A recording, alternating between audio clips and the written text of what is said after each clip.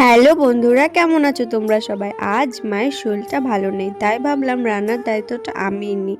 তবে রান্না শুরু করার আগে এখানে আমি টুকিটাকি কাজ সেরে সোজা চলে এসেছি রান্নাঘরে। শীতকাল যেহেতু চলে এসেছে তাই আমার গলায়ও খুসখুস শুরু হয়ে গেছে, আর একই সমস্যা আমার মায়ের। তাই চিনি ছাড়া বেশি করে আদা দিয়ে চা বানিয়ে এদিকে চা খেতে খেতে রান্নার জোগাড় যন্ত্র শুরু করে দিলাম। মা বলেছিল ডিমের তরকারি আর শিম ভাজা করতে, তাই আমি ডিম আলু সিদ্ধ বসিয়ে মশলা বেটে এদিকে সবকিছু গুছিয়ে নিচ্ছি।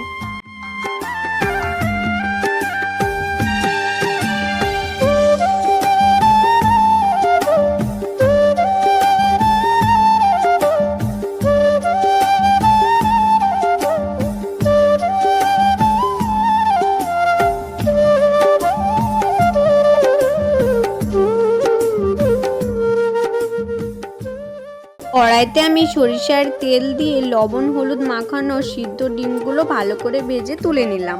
তারপর সেই একই তেলে তেজপাতা, জিরে, শুকনো লঙ্কা, কাটা পেঁয়াজ দিয়ে ভালো করে ভেজে আদা, কাঁচা লঙ্কা, শুকনো লঙ্কা, জিরে একসাথে বাটা সেই পেস্টটা দিয়ে তাতে হলুদ লবণ দিয়ে সেই মশলাটা ভালো করে কষিয়ে সিদ্ধ আলু দিয়ে আর একটু কষিয়ে গরম জল দিয়ে তরকারিটা ভালো করে ফুটিয়ে ভাজা ডিমগুলো দিয়ে 5 মিনিট হালকা আঁচে জ্বালিয়ে গরম মশলা দিয়ে নামিয়ে নিলেই রেডি হয়ে যাবে ডিমের তরকারি।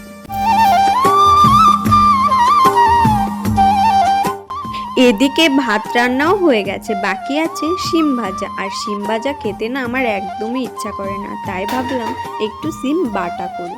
এখানে আমি শিমগুলোকে ভালো করে সিদ্ধ করে স্বাদ মতো লবণ আর একটা শুকনো লঙ্কা দিয়ে শিমগুলোকে ভালো করে বেটে নিলাম। কড়াইতে সরিষার তেল দিয়ে তাতে কালো জিরে, আদা বাটা,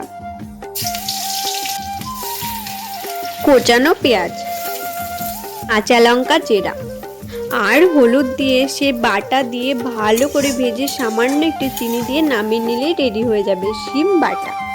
টাটা, সবাই ভালো থেকো, সুস্থ থেকো।